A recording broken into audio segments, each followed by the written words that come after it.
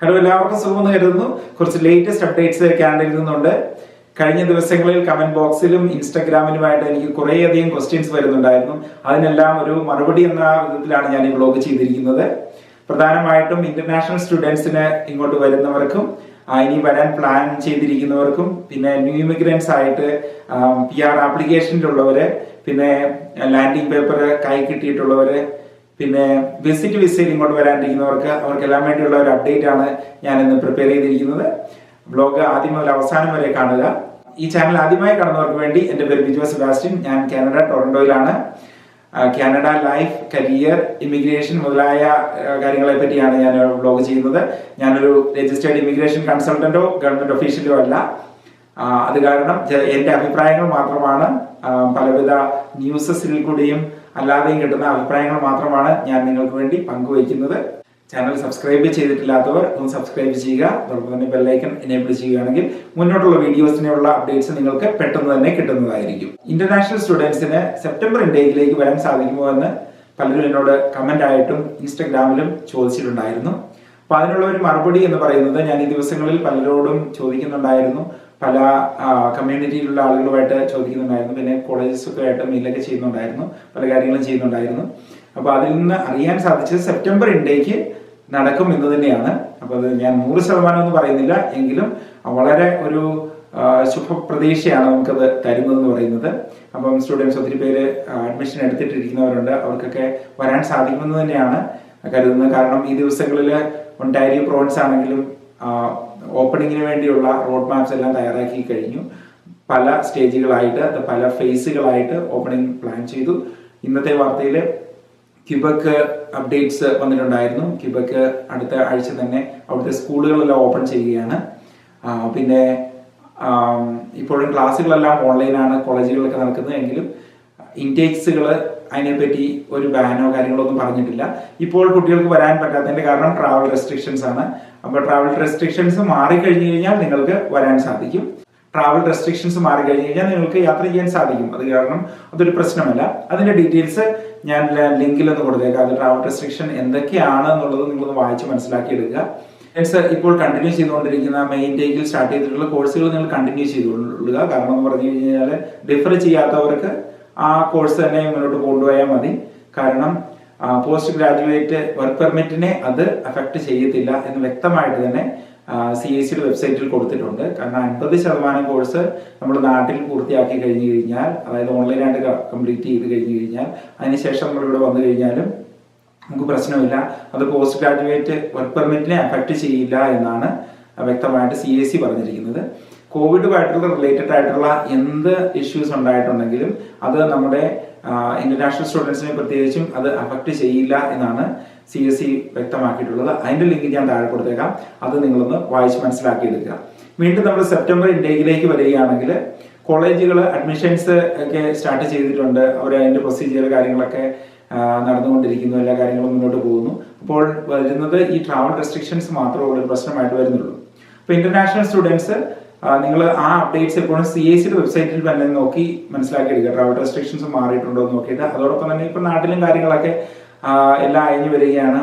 കാരണം ട്രെയിൻ സർവീസുകളൊക്കെ ആരംഭിച്ചു. ഇനി ഡൊമസ്റ്റിക് ഫ്ലൈറ്റ് സർവീസുകൾ നാട്ടിൽ ആരംഭിച്ചു കഴിഞ്ഞാൽ പിന്നെ അടുത്ത ദിവസം തന്നെ ഇന്റർനാഷണൽ ഫ്ലൈറ്റ് സർവീസുകളും ആരംഭിച്ചേക്കും എന്ന് കരുതുന്നു.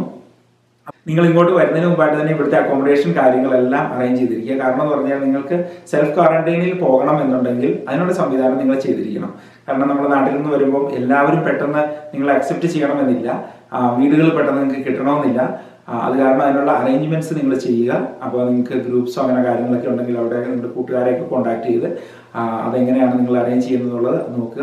പിന്നെ നമുക്ക് എന്തെങ്കിലും പ്രശ്നങ്ങൾ, ഹെൽത്ത് ഇഷ്യൂസ് ഉണ്ടെങ്കിൽ വരാതിരിക്കുക. അതിന് കാരണം ആ ഇഷ്യൂസ് കാണിച്ചിട്ടുണ്ടെങ്കിൽ നമുക്കത് എക്സ്റ്റെൻഡ് ചെയ്ത് കിട്ടുന്നതാണ്. ജനുവരിയിലേക്ക് വേണമെങ്കിൽ നമുക്ക് ഡിഫർ ചെയ്യാവുന്നതാണ്. നമ്മുടെ പൈസ നഷ്ടപ്പെടുകയോ അങ്ങനെയുള്ള പ്രശ്നങ്ങളൊന്നും ഉണ്ടാവത്തില്ല. കോവിഡുമായിട്ട് റിലേറ്റഡ് ആയിട്ടുള്ള എന്ത് ഇഷ്യൂസ് ആണെങ്കിലും നമുക്ക് പേടിക്കേണ്ടതില്ല എന്നാണ് വെബ്സൈറ്റിൽ പറഞ്ഞിട്ടുള്ളത്.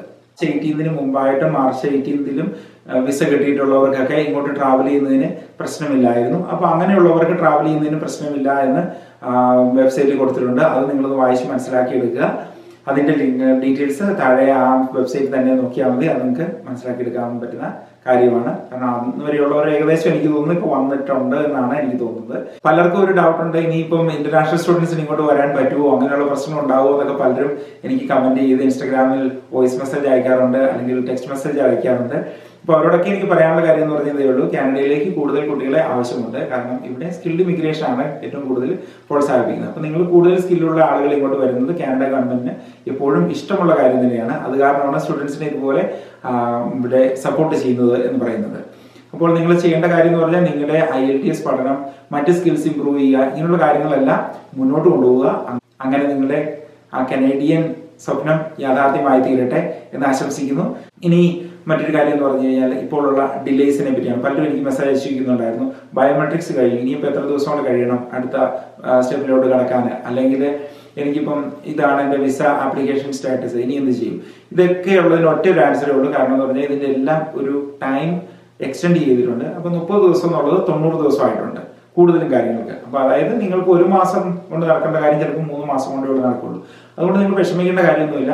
ഇവിടെ വന്നിരിക്കുന്ന ഫയലുകളോ ഇവിടെ വന്നിരിക്കുന്ന കാര്യങ്ങളോ ഇങ്ങനെയുള്ളതൊന്നും ആരും എടുത്ത് കളയത്തോ അത് ഡിസ്കാർഡ് ചെയ്യത്തോ ഒന്നുമില്ല. കാരണം എനിക്ക് അനുഭവം ഉള്ളതാണ്. കാരണം ഞങ്ങളുടെയൊക്കെ ഇമിഗ്രേഷന് ഏകദേശം 4-5 വർഷം എടുത്തു. അപ്പോൾ ആദ്യമൊക്കെ വിചാരിക്കുമായിരുന്നു ഇതൊക്കെ ഉണ്ടോ, ഇനിയിപ്പോൾ നമ്മുടെ അവിടെയൊക്കെ നമ്മുടെ ഫയലൊക്കെ അവിടെ കാണും. പക്ഷെ അതിനൊന്നും സംഭവിക്കത്തില്ല. എല്ലാ കാര്യങ്ങളും വ്യക്തമായിട്ട് മുന്നോട്ട് തന്നെ പൊയ്ക്കൊണ്ടിരിക്കും. അപ്പോൾ സ്റ്റുഡൻസ് ശ്രദ്ധിക്കേണ്ട കാര്യങ്ങൾ എന്ന് പറഞ്ഞു കഴിഞ്ഞാൽ, ഇപ്പം നിങ്ങൾക്ക് എക്സ്റ്റൻഷൻ കിട്ടിയിട്ടുണ്ടെങ്കിൽ ആ എക്സ്റ്റൻഷൻ എടുക്കുക. അപ്പം പ്രോഗ്രാമിലാണെങ്കിൽ ഡിഫർ ചെയ്തിട്ടുണ്ടെങ്കിൽ അത് മുന്നോട്ട് ഡിഫർ ചെയ്ത് അടുത്ത ഇൻടേക്കിൽ വരാൻ വേണ്ടി പ്ലാൻ ചെയ്യുക. പിന്നെ ബയോമെട്രിക്സിൽ എക്സ്റ്റൻഷൻ വന്നിട്ടുണ്ടെങ്കിൽ അത് ആ എക്സ്റ്റൻഷൻ ഉള്ളിൽ ആ പറഞ്ഞിരിക്കുന്ന ദിവസം കൊണ്ട് അത് പൂർത്തിയാക്കി കൊടുക്കുക. പിന്നെ നിങ്ങൾക്ക് എന്തെങ്കിലും കോവിഡ് റിലേറ്റഡ് ആയിട്ടുള്ള എന്തെങ്കിലും പ്രശ്നങ്ങൾ നമുക്ക് നാട്ടിൽ നിന്നുണ്ടായിട്ടുണ്ടെങ്കിൽ അതിന്റെ രേഖകൾ കാണിക്കുക. അങ്ങനെ തുടർച്ചയായിട്ട് കോൺടാക്ട് ചെയ്തുകൊണ്ടിരിക്കുക. അടുത്ത കാര്യം എന്ന് പറഞ്ഞു കഴിഞ്ഞാൽ CSCയുടെ കോൺടാക്ട് നമ്പർ ഇപ്പോൾ ആക്റ്റീവ് ആണ്. അപ്പോൾ നിങ്ങൾക്ക് വേണമെങ്കിൽ വിളിച്ച് ചോദിക്കാൻ കാര്യങ്ങൾ, നിങ്ങളുടെ ഫയലിന്റെ സ്റ്റാറ്റസ് കാര്യങ്ങളെല്ലാം. പെട്ടെന്ന് വിളിച്ചാൽ ഒരു കാര്യം നടക്കത്തില്ല. പ്രത്യേകിച്ച് ഞാൻ പറയുന്നത് രാവിലെയുള്ള സമയങ്ങളിൽ, ഇവിടുത്തെ രാവിലെയുള്ള സമയങ്ങളിൽ വിളിക്കുവാണെങ്കിൽ കോൾ പിക്ക് ചെയ്യാൻ സാധ്യതയുണ്ട്. പക്ഷെ നല്ല വെയിറ്റിംഗ് ടൈം ഉണ്ട്, ഏകദേശം 1 മണിക്കൂർ 2 മണിക്കൂറൊക്കെ വെയിറ്റിംഗ് ടൈം ഉണ്ട്. എങ്കിലും വെയിറ്റ് ചെയ്തുകൊണ്ട് നിങ്ങൾ ചെയ്യുകയാണെങ്കിൽ നിങ്ങൾക്ക് എന്തെങ്കിലും അപ്ഡേറ്റ്സ് കിട്ടും. പിന്നെ വെബ് ഫോം ഫിൽ ചെയ്ത് കൊടുക്കുന്ന സംവിധാനമുണ്ട്, അതും കൊടുക്കുക. പിന്നെ വെറുതെ നിങ്ങൾ ഡൽഹി ഹൈക്കമ്മീഷനിലോട്ടോ അവിടെ ഇവിടെ ഒന്നും മെയിൽ അയച്ചു കൊടുക്കരുത്. അല്ലെങ്കിൽ വേറെ എവിടെയെങ്കിലും പോയി നിന്ന് നമ്മൾ അവിടെ നോക്കി ചെയ്തകത്ത് കയറാൻ ശ്രമിക്കരുത്. അങ്ങനെയൊക്കെ ചെയ്ത് കഴിഞ്ഞാൽ കുഴപ്പമെന്ന് പറഞ്ഞു കഴിഞ്ഞാൽ അവർക്ക് ഇങ്ങനെയുള്ള ഇൻഫർമേഷൻസ് ഇവരെ ഡിസ്റ്റർബ് ചെയ്യുന്ന രീതിക്കുള്ള ഇൻഫർമേഷൻസ് കിട്ടിയിട്ടുണ്ടെങ്കിൽ നമ്മുടെ ഫയൽസൊക്കെ അവർ ക്യാൻസൽ ചെയ്യാൻ സാധ്യതയുണ്ട്. കാരണം എന്ന് പറഞ്ഞു കഴിഞ്ഞാൽ എനിക്ക് അങ്ങനെയുള്ള എനിക്കറിയാവുന്ന 1-2 പേരുടെ ഇങ്ങനെ കാര്യങ്ങൾ ഇവർ ചെയ്തിട്ടുണ്ട്. അത് കാരണം അക്കാര്യങ്ങൾ ശ്രദ്ധിക്കുക. ഇവരെ നമ്മൾ ഇമെയിൽ പ്രകോപിപ്പിക്കുന്ന രീതിയിലുള്ള ഇമെയിൽ അയക്കുകയോ പിന്നെ അനാവശ്യമായിട്ട് നമ്മൾ അവരെ ഡിസ്റ്റർബ് ചെയ്യുകയോ ചെയ്യാതിരിക്കുക. പ്രത്യേകിച്ച് നിങ്ങളുടെ ഇമെയിൽ റൈറ്റിംഗ് ഒക്കെ വളരെ പൊളൈറ്റ് ആയിരിക്കണം. നിങ്ങളുടെ റീസൺസ് കാര്യങ്ങളെല്ലാം അത് ഒന്ന് പ്രത്യേകം ശ്രദ്ധിക്കുക. ഏതൊക്കെ പ്രൊവിൻസുകളിലാണ് നിങ്ങൾ കൊടുത്തിരിക്കുന്നത്? പ്രധാനമായിട്ട് നിങ്ങളിപ്പോൾ കൊടുത്തിരിക്കുന്ന പ്രൊവിൻസുകൾ എന്ന് പറയുന്നത് ഒണ്ടേരിയോ, ക്യൂബക്, ബ്രിട്ടീഷ് കൊളംബിയ മുതലായ പ്രൊവിൻസുകളിലായിരിക്കും നിങ്ങൾ കോളേജുകളിലുള്ള അഡ്മിഷൻ കൊടുത്തിരിക്കുന്നത്. പിന്നെ ആൽബർട്ടയിലും നിങ്ങൾ കുറേ പേര് കൊടുത്തിട്ടുണ്ടെന്ന് എനിക്കറിയാം. അപ്പൊ അതില് ഈ പ്രൊവിൻസുകളുടെ എല്ലാം റോഡ് മാപ്പ് ക്ലിയർ ആണ്, എന്നത്തേന് ഓപ്പൺ ചെയ്യും എന്നുള്ളതിനെ പറ്റിയുള്ളത്. അപ്പൊ നിങ്ങൾ അത് ഒന്ന് CSC വെബ്സൈറ്റിൽ നോക്കുക, അതിന്റെ ഓപ്പണിംഗ് പ്ലാൻസ് എന്താണെന്നുള്ളത്. പിന്നെ ട്രാവൽ റെസ്ട്രിക്ഷൻസ് കൂടെ മാറി കിട്ടി കഴിഞ്ഞ് കഴിഞ്ഞാൽ നമുക്ക് പ്രശ്നങ്ങളൊന്നുമില്ല, നമുക്ക് വരാൻ സാധിക്കും.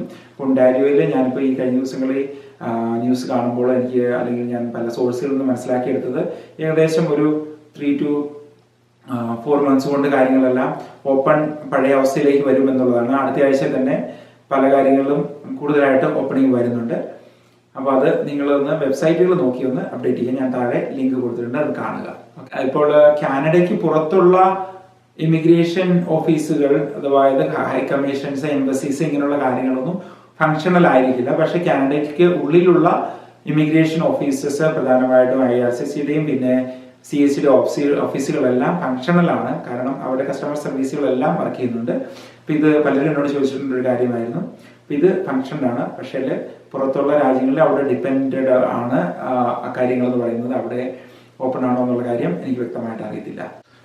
പിന്നെ അടുത്തതായിട്ട് സ്പൗസ് വിസ ആപ്ലിക്കേഷൻ ആണ്. പലരും എനിക്ക് മെസ്സേജ് അയച്ചു ചോദിക്കുന്നുണ്ടായിരുന്നു, സ്പൗസ് വിസയിൽ വരുന്നവർക്ക് ഉടനെ വരാൻ സാധിക്കുമോ എന്നുള്ളത്. സ്പൗസ് വിസയുടെ ഇപ്പോൾ ആളുകൾ ഓൾറെഡി ഇവിടെ നിങ്ങളുടെ സ്പൗസ്, ഭാര്യ അല്ലെങ്കിൽ ഭർത്താവ് ഇവിടെ ഒരാളുണ്ട്. അപ്പോൾ നിങ്ങളുടെ ആപ്ലിക്കേഷനൊക്കെ അതിൻ്റെ പ്രോസസ്സിലാണ്. അതുപോലെ തന്നെ ബയോമെട്രിക്സ് കഴിഞ്ഞിരിക്കുന്നതുകൊണ്ട് അങ്ങനെയുള്ള എല്ലാ കാര്യങ്ങളും ഉണ്ട്. അപ്പോൾ ഇതിൽ അഫക്റ്റ് ചെയ്തേക്കുന്ന കാര്യം എന്ന് പറഞ്ഞാൽ ട്രാവൽ റെസ്ട്രിക്ഷൻസ് ആണ്. ട്രാവൽ റെസ്ട്രിക്ഷൻ്റെ കാര്യങ്ങൾ നിങ്ങൾ നോക്കി കഴിഞ്ഞ് കഴിഞ്ഞാൽ മനസ്സിലാവും. അതിൽ immediate relatives of citizens or permanent resident എന്നാണ് കൊടുത്തിരിക്കുന്നത്. അപ്പോൾ ഇന്റർനാഷണൽ സ്റ്റുഡൻസ് ആയിട്ട് ഇവിടെ വന്നിട്ടുള്ളവരുടെ സ്പൗസസിന് അത് ആപ്ലിക്കബിൾ അല്ല. അപ്പോൾ എന്താണെങ്കിലും ഇതൊക്കെ ഇഷ്യൂ ആകും. കാരണം ഒന്ന് വെയിറ്റ് ചെയ്യുക നിങ്ങൾ. അതിൽ ഇപ്പോൾ 30 ദിവസമാണ് ഡിലേ എങ്കിൽ അത് ചിലപ്പോൾ 90 ദിവസമായി മാറിയേക്കാം. ആ ഡിലേ ഒന്ന് നിങ്ങൾ വെയിറ്റ് ചെയ്യുക. നിങ്ങളിപ്പോൾ ഓടി ഇങ്ങോട്ട് വന്നു കഴിഞ്ഞാലും അത്ര എളുപ്പമല്ല കാര്യങ്ങൾ. പെട്ടെന്ന് ജോലി കിട്ടുക എന്നുള്ള പറയുന്ന കാര്യം അത്ര എളുപ്പമല്ല. ചെറിയ ചെറിയ ജോലികൾ കിട്ടുന്നുണ്ട്. അപ്പോൾ ഇപ്പോൾ അവർ താമസിച്ചുകൊണ്ടിരിക്കുന്ന സ്ഥലത്ത് നിങ്ങൾക്ക് പെട്ടെന്ന് മാറണം, പുതിയ റൂം എടുക്കണം, ഇങ്ങനെയുള്ള കാര്യങ്ങളൊക്കെ ചെയ്യേണ്ടതായിട്ടുണ്ടല്ലോ. അപ്പോൾ ഒന്ന് വെയിറ്റ് ചെയ്യുക. അപ്പം ഇത് ഒരു ക്രൈസിസ് സിറ്റുവേഷൻ ആണ്, അത് എല്ലാവർക്കും അറിയാവുന്ന കാര്യമാണ്. അപ്പോൾ നമുക്ക് മറ്റൊരു ക്രൈസിസിലോട്ടോ, നമ്മുടെ ഫിനാൻഷ്യൽ ക്രൈസിസിലോട്ടോ കാര്യങ്ങളൊന്നും പോകാതെ നിങ്ങളൊന്ന് പിടിച്ചു നിൽക്കുക ഈ സമയത്ത് എന്ന് പറഞ്ഞാൽ. കാരണം എന്ന് പറഞ്ഞു കഴിഞ്ഞാൽ ഒറ്റയ്ക്ക് താമസിക്കുമ്പോൾ ഇപ്പോൾ ഏകദേശം ഒരു $300 അല്ലെ $400 അല്ലെ $500 കൊണ്ട് പരിപാടി തരും. ഒരു ഫാമിലി ആയിട്ട് നിങ്ങളോട് വന്ന് കഴിയുമ്പോഴത്തേനും ഒരു മാസം റെന്റ് തന്നെ എത്രയാവും? മിനിമം എത്ര പോയെന്ന് പറഞ്ഞാൽ ഒരു ബേസ്മെന്റ് ഒക്കെ ഈ ഒണ്ടാരിയോയിലൊക്കെ കിട്ടണമെങ്കിൽ $1200 കുറഞ്ഞതാവും. അപ്പോൾ അത്രയും എമൗണ്ട് ആണ് നമുക്ക് വരുന്നത്. അപ്പോൾ ആ ഏണിങ്സ് ഒക്കെ നമുക്ക് ഉടനെ തന്നെ ജോലി കിട്ടിയില്ലെങ്കിൽ നമ്മുടെ നാട്ടിൽ നിന്ന് കൊണ്ടുവന്ന പൈസയൊക്കെ പെട്ടെന്ന് തീർന്നു. അത് കാരണം നിങ്ങൾ സ്പൗസ് വിസ കിട്ടുന്ന കാര്യത്തിൽ അതിൽ ഇത്തിരി ഒന്ന് വെയിറ്റ് ചെയ്യുക. കാരണം അതിൻ്റെ ആ സമയം എടുക്കും അത്. എങ്കിലും എല്ലാ കാര്യങ്ങളും ഭംഗിയായിട്ട് നടന്നോളും. കാരണം എന്ന് പറഞ്ഞു കഴിഞ്ഞാൽ കോവിഡുമായിട്ട് റിലേറ്റഡ് ആയിട്ടുള്ള ഒരു വിസ ആപ്ലിക്കേഷൻസും അത് റിജക്റ്റഡ് ആകത്തില്ല. കാരണം അതിന് വ്യക്തമായിട്ട് റീസൺ ഉണ്ട്. ഇതൊരു പാൻഡമിക് ആയിട്ട് പ്രഖ്യാപിച്ചിരിക്കുന്നത് കാരണം നമ്മൾ അത് അഫക്റ്റ് ചെയ്യത്തില്ല. അടുത്തതായിട്ട് PR ഡയറക്റ്റ് ഇങ്ങോട്ട് വരാൻ വേണ്ടി ഇരിക്കുന്ന ആളുകളുണ്ടല്ലോ. അപ്പോൾ അവർക്ക് പലർക്കും COPR അല്ലെങ്കിൽ ലാൻഡിംഗ് പേപ്പർ കൈക്കിട്ടിയവരുണ്ട്. അപ്പോൾ അവർക്ക് ഇവിടെ വന്ന് എത്തിച്ചേരാൻ സാധിച്ചിട്ടില്ല. അവർ എന്നെ കോൺടാക്ട് ചെയ്യുന്നുണ്ടായിരുന്നു. വീണ്ടും കോൺടാക്ട് ചെയ്തുകൊണ്ടിരിക്കുക. നിങ്ങൾക്കുള്ള പരമാവധി ആൻസേഴ്സ് ഒക്കെ, പെട്ടെന്നുള്ള ആൻസേഴ്സ് ഒക്കെ ഞാൻ ഇൻസ്റ്റാഗ്രാമിൽ സജീവമായിട്ട് തന്നെ തിരിച്ചു തരുന്നുണ്ട്. നിങ്ങൾക്ക് മാറ്റർ കൂടി തരുന്നുണ്ട്. ഇനിയും ഫോളോ ചെയ്യാത്തവരൊക്കെ ഒന്ന് ഫോളോ ചെയ്യുകയാണെങ്കിൽ കൂടുതലുള്ള ഡെയിലി അപ്ഡേറ്റ്സ് നിങ്ങൾക്ക് ഇൻസ്റ്റാഗ്രാമിലൂടെ കിട്ടും. യൂട്യൂബിൽ ഞാൻ ആഴ്ചയിൽ 1-2 ഒക്കെയുള്ള ഞാൻ വീഡിയോ ചെയ്യുള്ളൂ. അല്ലാതെയുള്ള അപ്ഡേറ്റ്സ് എല്ലാം ഇൻസ്റ്റാഗ്രാമിൽ കൊടുക്കുന്നതാണ്. അപ്പോൾ പെട്ടെന്ന് നിങ്ങൾക്ക് കാര്യങ്ങൾ മനസ്സിലാവും. ഇപ്പം ന്യൂ ഇമിഗ്രൻസ് ആയിട്ട് വരുന്നവർ ചെയ്യേണ്ട കാര്യം എന്ന് പറഞ്ഞു കഴിഞ്ഞാൽ, ഇപ്പം March 18 മുമ്പ് ഇഷ്യൂ ആയിട്ടുള്ളവരാണെങ്കിൽ ഫ്ലൈറ്റ് എന്ന് സ്റ്റാർട്ട് ചെയ്യുന്നു അന്ന് നമുക്ക് പെട്ടെന്ന് ഇങ്ങോട്ട് വരാൻ പറ്റും. അതിന് കുഴപ്പമില്ല. നിങ്ങൾ അതിന് മുമ്പായിട്ട് വീട് കാര്യങ്ങൾ അങ്ങനെയുള്ള കാര്യങ്ങളൊക്കെ അറേഞ്ച് ചെയ്യുക. കാരണം അത്ര എളുപ്പമല്ല എന്ന് ഞാൻ വീണ്ടും പറയുന്നു. ഇപ്പോൾ ഇവിടുത്തെ ഏജൻസിനെയൊക്കെ കോൺടാക്ട് ചെയ്യുകയാണെങ്കിൽ നിങ്ങൾക്ക് വീട് കിട്ടിയേക്കാം. അല്ലെങ്കിൽ അത് ഇവിടെ വന്നു കഴിഞ്ഞ് നിങ്ങൾക്ക് ഒരു ഫ്രണ്ട്സിൻ്റെയൊക്കെ വീട്ടിൽ വന്ന് താമസിക്കാൻ പറഞ്ഞപ്പോൾ അവർക്കും ബുദ്ധിമുട്ടാകും. കാരണം ഈ ഒരു സിറ്റുവേഷൻ ആണത്. അപ്പോൾ നിങ്ങൾക്ക് ക്വാറന്റൈൻ തന്നെ വേണ്ടി വരും. അപ്പോൾ ആ കാര്യങ്ങളൊക്കെ ഒന്ന് നോക്കുക. പിന്നെ എന്തെങ്കിലും പെർമനന്റ് റെസിഡൻസ് ആയിട്ട് ഇങ്ങോട്ട് വരാൻ താല്പര്യപ്പെടുന്നവരെ ഇപ്പോൾ എന്തെങ്കിലും കോഴ്സുകൾ ഗവൺമെന്റ് ഫണ്ടോടുകൂടി ചെയ്യാൻ താല്പര്യമുണ്ട് എങ്കിൽ താഴെ ഒന്ന് കമന്റ് ചെയ്തേക്കുക. അല്ലെങ്കിൽ എന്നെ ഇൻസ്റ്റാഗ്രാമിൽ കോൺടാക്ട് ചെയ്യുക. നിങ്ങളെ ഞാൻ ഹെൽപ്പ് ചെയ്യാം. കാരണം ഇവിടെ പല ഫ്രീ ഫണ്ട്സും അവൈലബിൾ ആണ് നിങ്ങൾക്ക് പഠിക്കാൻ വേണ്ടിയുള്ളത്. അതിനുള്ള ഗൈഡൻസ് എനിക്ക് തരാൻ പറ്റും. കോളേജുകളെ കണക്ട് ചെയ്യാൻ പറ്റും. അങ്ങനെയുള്ള കാര്യങ്ങൾ ചെയ്തു തരാം. ആയിട്ട് ഇങ്ങോട്ട് വരുന്നവരെ നിങ്ങൾ നല്ലൊരു റെസ്യൂം പ്രിപ്പറേഷനോ കാര്യങ്ങളൊക്കെ ചെയ്ത ശേഷം അവിടുന്ന് തന്നെ പല കമ്പനികൾക്ക് നിങ്ങൾ ചെറിയ സിമ്പിൾ റെസ്യൂംസ് അയച്ചു കൊടുക്കുക. അപ്പോൾ ഒരു ജോബ് ഓഫർ നിങ്ങൾക്ക് നേരത്തെ കിട്ടുകയാണെങ്കിൽ ഇവിടെ വന്നു കഴിയുമ്പോൾ നിങ്ങൾക്ക് എളുപ്പമുണ്ടായിരിക്കും. നിങ്ങൾക്ക് ആ ജോലിയിൽ പെട്ടെന്ന് ഇന്റർവ്യൂവിന് പോകാൻ സാധിക്കും. അല്ലെങ്കിൽ ഓൺലൈനായിട്ട് തന്നെ ഇന്റർവ്യൂ ചെയ്യുകയാണെങ്കിൽ അങ്ങനെയുള്ള കാര്യങ്ങളൊക്കെ ചെയ്യാൻ പറ്റും. കാരണം ഇപ്പോൾ ഫേസ് ടു ഫേസ് ഇന്റർവ്യൂസ് ഒത്തിരി കുറവാണ്. കാരണം ഇനിയും ഒത്തിരി അയവുകൾ വരുന്നുണ്ട്. കാരണം എല്ലാം ഓപ്പൺ ആയി വരികയാണ്. ഉദാഹരണത്തിന് കഴിഞ്ഞ ആഴ്ചയിൽ ഗാർഡൻ സെന്റേഴ്സ് എല്ലാം ഇവിടെ ഓപ്പൺ ചെയ്തിട്ടുണ്ടായിരുന്നു. അപ്പോൾ അങ്ങനെയുള്ള സ്ഥലങ്ങളിലൊക്കെ വേക്കൻസികൾ, അതായത് ടെമ്പററി ജോബ്സ്, സീസണൽ ജോബ്സ്, ഇതെല്ലാം നമുക്ക് കിട്ടും. അതിൽ ഇപ്പോൾ ഗാർഡൻ സെന്റേഴ്സ് ഓപ്പൺ ആയിട്ടുള്ള പല സ്ഥലങ്ങളിലും ഒത്തിരി വേക്കൻസികൾ, അതായത് വലിയ ജോലികളൊന്നുമല്ല. അപ്പോൾ അവിടെ ചെടി നനയ്ക്കാനും കാര്യങ്ങൾ എടുത്തു വെക്കാനും അങ്ങോട്ട് വെക്കാനും കുറച്ച് ചുമട്ടുകാരുടെ പണി, ഇങ്ങനെയുള്ള പണികളൊക്കെയാണ് നമുക്ക് കിട്ടുന്നത്. അതൊക്കെയാണ് നമ്മൾ ആദ്യം ഇവിടെ ചെയ്യുന്നത്. അതിനെ സർവൈവൽ ജോബ്സ് എന്നാണ് പറയുന്നത്. ആദ്യം ഒന്ന് സർവൈവ് ചെയ്തിട്ടാണല്ലോ നമ്മൾ കാര്യങ്ങൾ മുന്നോട്ട് പോകുന്നത്. അപ്പോൾ എന്താണ് പേടിക്കേണ്ട ആവശ്യമൊന്നുമില്ല. നിങ്ങൾക്ക് ഒന്നെങ്കിൽ വരുമ്പോൾ കോഴ്സ് എടുക്കുക, അതോടൊപ്പം തന്നെ ജോലി ചെയ്യാം. നിങ്ങൾക്ക് ഫണ്ടിങ് കിട്ടും.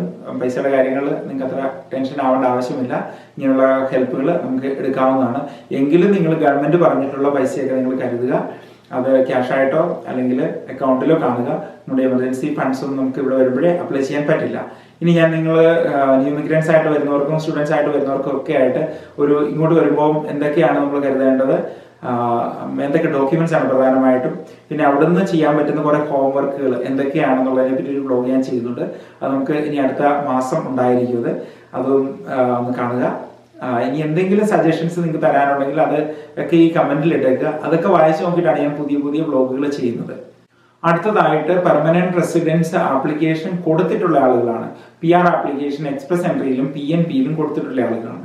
അപ്പൊ അതുപരി ചെയ്യേണ്ട കാര്യം എന്ന് പറഞ്ഞു കഴിഞ്ഞാൽ നിങ്ങളുടെ കാര്യങ്ങളെല്ലാം കുറച്ചുകൂടി ഡിലേ ഉണ്ടാകുമെന്ന് തന്നെ പ്രതീക്ഷിക്കുക. നിങ്ങളുടെ ഏത് ഫയൽ നമ്പർ കിട്ടിയിട്ടുണ്ടെങ്കിലോ അല്ലെങ്കിൽ PNP ആണെങ്കിൽ അതിൻ്റെ നോമിനേഷൻ കിട്ടിയിട്ടുണ്ടെങ്കിൽ അത് നമ്മൾ വീണ്ടും സബ്മിറ്റ് ചെയ്യാൻ വേണ്ടി ഫെഡറലിലോട്ട് സബ്മിറ്റ് ചെയ്യാൻ വേണ്ടി ആയിട്ടുണ്ടെങ്കിൽ ഇതിനെല്ലാം ഡിലേസ് ഉണ്ടാവും. അപ്പോൾ ആ ഡിലേസ് നിങ്ങൾ പരിഹരിക്കാമെന്ന് പറഞ്ഞു കഴിഞ്ഞാൽ നിങ്ങൾ ആ സമയത്ത് വെറുതെ ഇരിക്കേണ്ട, ഓരോ കാര്യങ്ങൾ ചെയ്തുകൊണ്ടിരിക്കുക. എന്തെങ്കിലും ഉദാഹരണത്തിന് പോലീസ് ക്ലിയറൻസ് ആണ് നമുക്ക് കൊടുക്കേണ്ടതുണ്ടെങ്കിൽ അതിനുള്ള കാര്യങ്ങൾ നാട്ടിലും ഡിലേ ഉണ്ടാവാൻ സാധ്യതയുണ്ടല്ലോ. അപ്പോൾ ആ ക്ലിയറൻസ് എടുക്കാൻ വേണ്ടി അതിനുള്ള കാര്യങ്ങൾ ചെയ്യുക, നിങ്ങളുടെ ഭാഗത്തുള്ള കാര്യങ്ങൾ ഏർപ്പാടാക്കുക. പക്ഷേ നമുക്ക് എന്തെങ്കിലും ഡിലേ ഉണ്ടെങ്കിൽ ചെയ്യാൻ പറ്റുന്ന ഒരു കാര്യം എന്ന് പറഞ്ഞു കഴിഞ്ഞാൽ നമുക്ക് COVID-19 റിലേറ്റഡ് ആയിട്ടുള്ള പ്രൂഫ് നിങ്ങൾ കൊടുത്തു കഴിഞ്ഞാൽ ആ പ്രശ്നങ്ങളെല്ലാം പരിഹരിക്കാവുന്നതാണ്.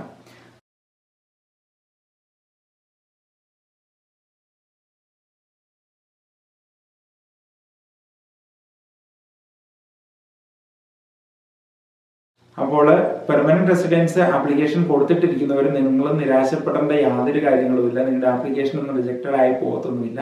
ഇത് കാരണം അതെല്ലാം മുന്നോട്ട് തന്നെ പോകും. ഇപ്പോൾ ഏജൻസിയിലൊക്കെ പൈസ കൊടുത്തിട്ടുള്ളവരൊക്കെ എന്നെ വിളിക്കാറുണ്ട്.